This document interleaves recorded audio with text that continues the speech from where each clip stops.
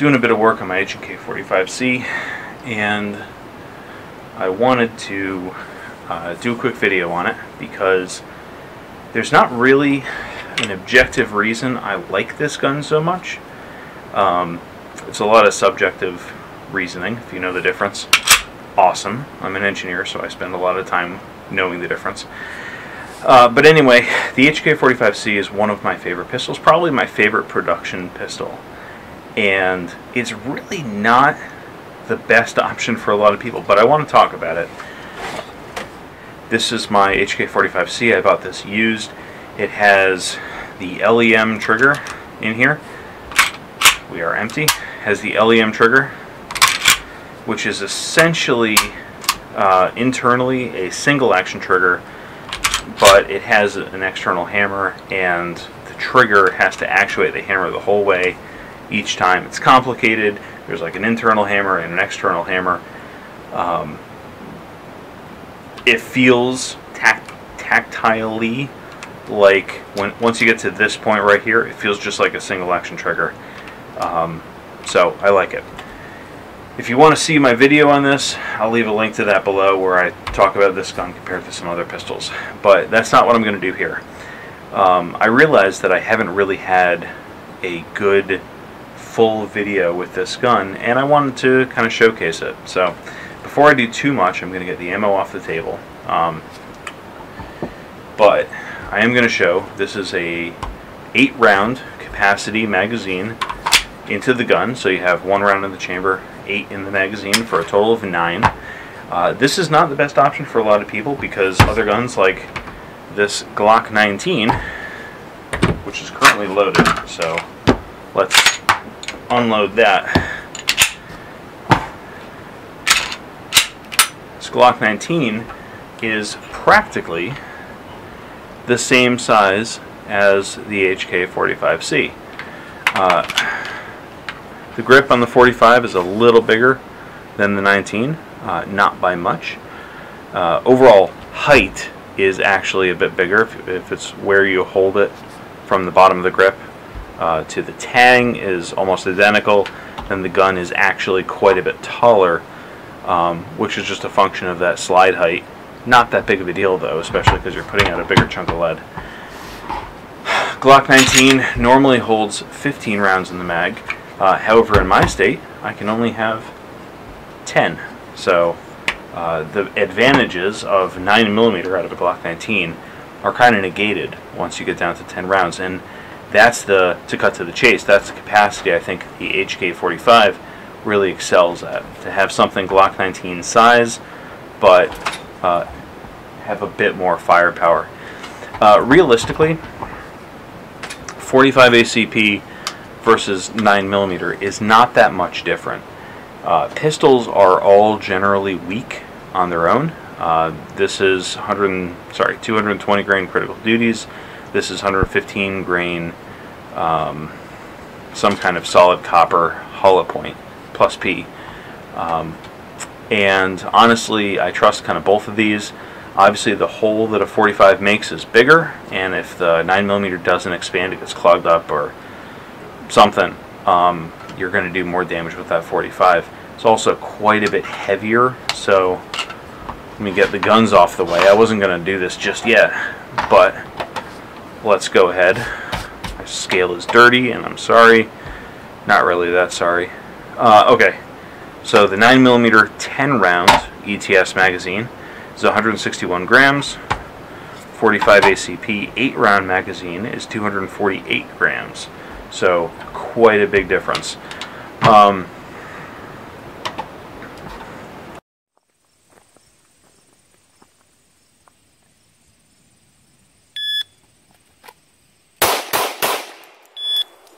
Grip, like I said, about the same as a Glock 19 as far as overall size. It goes down, so there's fleshy bit of hand hanging out the bottom. I have medium hands, and this fits my medium hands very well. I can get all my fingers on the grip, which is nice. I'm not relying on the magazine for a grip. The flat base pad magazine fits fine, and this is how I always carry the pistol. The standard magazine that comes with the gun has this little kind of rubberized lip on the front of it that does almost nothing for me. I do get a little bit of, if I don't have a perfectly high grip on the gun, I do get a little bit of a pinky grip on it, and it's nice when I'm drawing the gun and I have this little thing to kind of be there on it, but it doesn't actually do much in the way of shooting. The grip is relatively slim. It's, as you saw, about the same thickness as a Glock 19, almost identically. And these both have Talon rubberized grips on them. The front to back distance is a little larger than something like a Glock, but with that LEM trigger, you don't actually notice, I don't notice any trigger reach issues when the trigger's all the way to its breaking point, right here-ish. In my LEM video, I talked about how I like the ability, as opposed to a Glock, to have the my thumb on the pistol, and I can't pull that trigger backward. Thumb on the hammer, rather, and I can't pull that backward. Other than the grip tape, I've only made one modification to this gun. I'm not counting the trigger mechanism because you can buy it with the LEM trigger. This is the variant 1 light LEM. The only modification I made was I changed out the rear sight to a 10/8 performance rear sight. It's got that nice serrated back and a U notch in the rear. The HK45 rear sight is the same sight, front and rear, is the same as the VP9 and the P30, so you have really good sight options for you if you choose to change out your sights. The VP9 is pretty well supported. The gun is fully ambidextrous. You have the H&K paddle magazine release, so it's a single piece of material,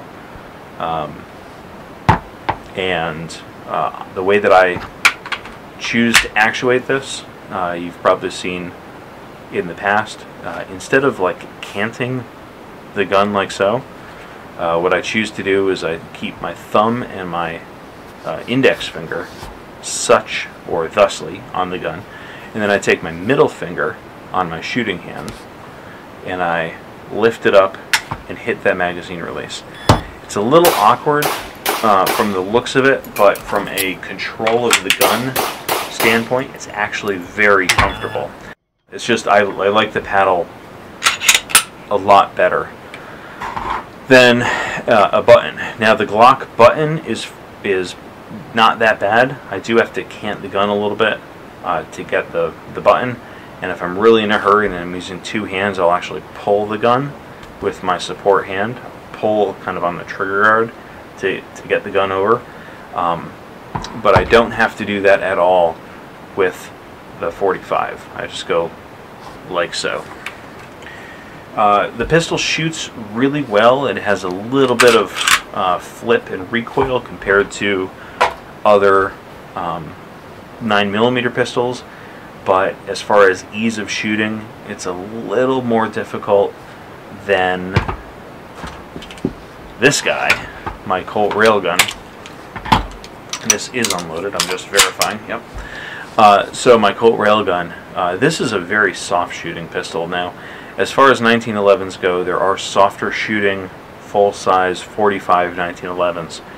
The 45 1911 tends to be a pretty soft pistol on its own. It's just such a heavy gun, and you have a lot of slide to kind of soak up that recoil. This one has a recoil buffer. It's got a single spring system. It's got a full-length system.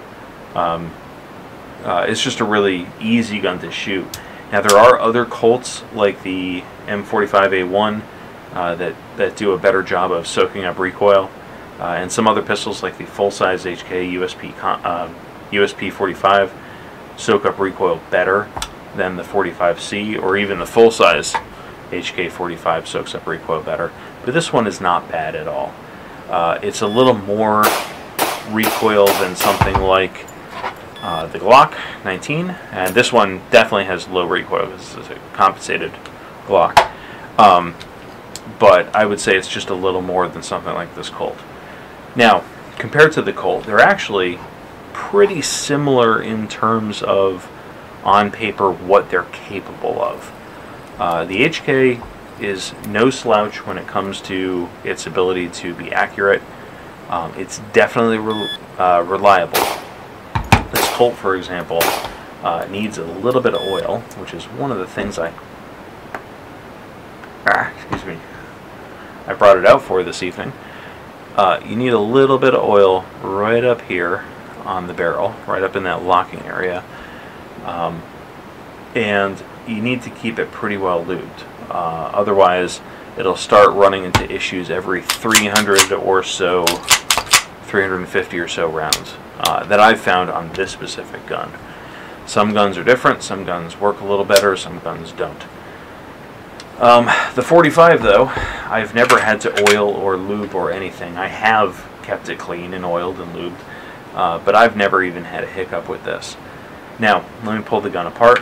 I'll show you what's going on the inside, and then we'll compare it to the Colt in weight. So, recoil is pretty simple. You have a recoil spring, fully captive, with a little polymer buffer on here. That's kind of cool. Then you have a sweet deal barrel with a O-ring on the front. The O-ring helps make the lockup between the front of the slide and the barrel more consistent. You do have a very loose chamber. I don't know if you can hear that, but that's the round shaking around inside that chamber. This is really reliable. There's no issues with feeding at all. It just, like, the round whoop, drops in. What I have noticed is I do get a little powder burn on my cases, on one end of the case, and I don't know what clock direction it comes from, but pressure definitely sneaks around the case, because the 45 ACP is a pretty low pressure round. I don't think it's got enough oomph to expand the case up against the extra wide case backs, but the gun doesn't care. It's not like a case rupture or anything. It's just sneaking past it, and it works fine. I mean, it's a great gun. The rifling is the HK polygonal rifling, which is fantastic. It's got really good life, and I haven't shot any lead ammo through it yet, which they don't recommend. They prefer, they say to use jacketed ammo, but this thing can handle the hottest of hot 45 ACP. Negatives, I hate the accessory rail. This does not fit standard lights. It only fits the compact lights, so it won't fit the TLR1, the Streamlight TLR1, TLR7, the X300, the Surefire XC1. It won't fit any of those lights. It will fit micro lights, and all the micro lights that I've tried I just don't like. I prefer like the TLR1 or X300 or something like that. So yeah, the magazines are really good, really high quality, and recently very incredibly expensive. This mag, the flat one, if you can find it, you're going to pay like 80 bucks for it. There's also a 10 round mag, which is kind of cool, that if you can find it, you're going to pay 120 bucks for these, even like used. They are incredibly expensive, and I don't know why. What's kind of nice is, because I live in a capacity limited state, that is legal, so that's kind of cool. I can carry the HK45 plus 10 rounds in the mag, and one in the chamber, so that's nice. Let's talk about weight, because even though you don't have a light on the front of here, you still have a bit more weight than something like a Glock, and I'm going to do this relative to a limited capacity, so let's go. There we go. 45C unloaded, coming in at 722 grams, plus the lightest magazine, which is the flat 8-round mag, plus one in the chamber, is 991 grams. Just for a bit of reference, that's a fully loaded HK45. This is an unloaded 1911 plus a tack light, so 12-16, which is already more than the fully loaded HK45. Let's take off that tack light. Unloaded 1911 is 1121. So still looking at more for a Colt railgun than an HK45. Let's add 8 rounds in the mag for the Colt, and you get 1361 plus the weapon light. So big boy here, a lot of weight. So the fact that it shoots a little lighter is nice,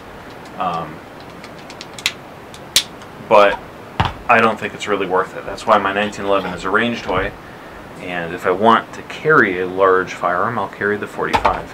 Now let's take a look at the magazine, the 10-round mag,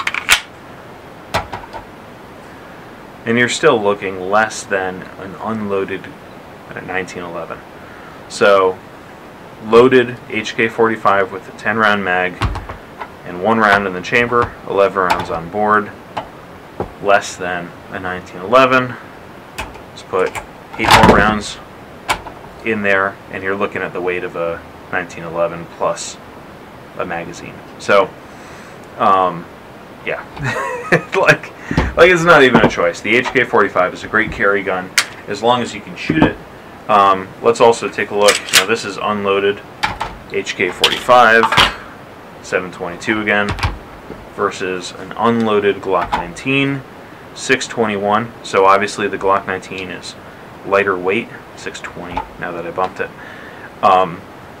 Let's do a 10-round mag plus 792. So Glock 19 plus 11 rounds plus a magazine is 792 grams. So you're still looking at less than a loaded HK45 by quite a bit. You know, I think in the wintertime the HK45 makes a lot more sense. If you're really weight sensitive, you probably want to choose something smaller, but then again, you might not be shooting 45 ACP if you're weight sensitive.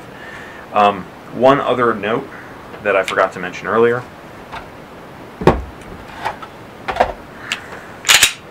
this is the Glock with the trigger in its fully forward position. Again, medium hands. You can see that my finger goes all the way to that trigger guard. This is the reason lights don't fit on the H&K, by the way. My finger goes all the way to the trigger guard and protrudes a little bit past the trigger guard, and I really have to like get it in here. Now, if I'm wearing gloves, I can have issues sneaking it into this area because that little dongle on the trigger, and then pulling the trigger to the back. If I'm walking around at night or something in the wintertime, I've got gloves on, I tend not to carry my Glock because it doesn't work well with gloves. So I do choose the HK45. The reason is I can't even reach. I can touch, but I can't rest my finger on that trigger guard. It's too far out of the way, and it's perfect for gloves. You also have a little ski hump kind of right here, so it's a really good option. Now, also, I showed this on another video, so I'll just mention it. I'm not going to re-pull the trigger gauge, the trigger weights. You have a less than 5-pound pull here to break the trigger. It's just a hair under 5 pounds. And on the Glock, now this is a fully trigger system, at least, is a fully stock Glock. That's about a 7-pound pull. Reset on the Glock is a little better than the HK45.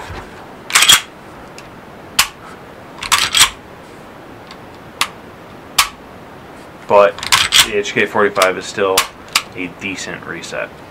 Now, another nice thing about the HK45 is if you have a round that fails to go off, you have a bad primer, or especially nowadays with cheaper quality ammo that you're paying through the nose to get, and you have a dead primer, it thumps and you're expecting a boom and you get a click instead, you can pull that trigger again. Now this is the double action pull weight, so this is like 12 pounds or something, but you can pull this again all day long and it's totally doable. You can actually see the gun shaking a little bit as I'm trying to pull it. That's because it's a pretty stiff double action, but that's exactly what the double action feels like normally. Anyway, this is a really good gun overall. Again, fully ambidextrous. One of my complaints is that the left side slide release, well, it still works great. I had to put a little bit of duct tape, I don't know if you can see it right here, to kind of stiffen this up, otherwise this shakes and rattles. I think people complain about some of the H&K trigger or some of the other items because you pay a lot of money for these guns. You don't pay as much, like this slightly modified 1911 costs more out of the box than the HK45. This costs about $12.50 before you have the grips and the magwell and the light and all that other stuff. I haven't done sights on this, but you could easily do sights. So you're looking at like $1,400 or $1,500 for a good 1911. The Glock you're paying your $550 for, which is a great gun. You get a lot of bang for your buck out of a Glock 19. Gen 5 you're going to be paying a little more for that, but that's fine. Versus the H&K where I bought this used for $800. You can get them for $900 or $1,000 out of the box. So really good gun, expensive. Where you're going to pay a lot of money though is if you're doing custom holsters. This is JM Custom Kydex. Great holster, by the way. I'll never get another inside the waistband holster for this gun as long as this one is working fine. But you're going to pay a lot in accessories like magazines. Those are stupid expensive, versus like the Glock mags, which are like 20 bucks, not even, or 1911 mags, which are like 18 to 30 bucks depending on what you get. So you could have 4 1911 mags for the price of one of these. So go figure. Or you could have like 3 of the Chip McCormick Power mags or the Wilson mags, 10 round mags or something for the price of one of these. Your choice, how you roll. But again, I'm a big fan of the HK45. It's not the best objective choice for concealed carry, but it's one of my favorites, and probably out of the box, my favorite factory pistol. So, hope you've enjoyed this kind of review of the HK45, and hope you guys stay safe out there. Let's make 2021 a better year than 2020, because setting the bar low. There you go. See you guys. Stay safe.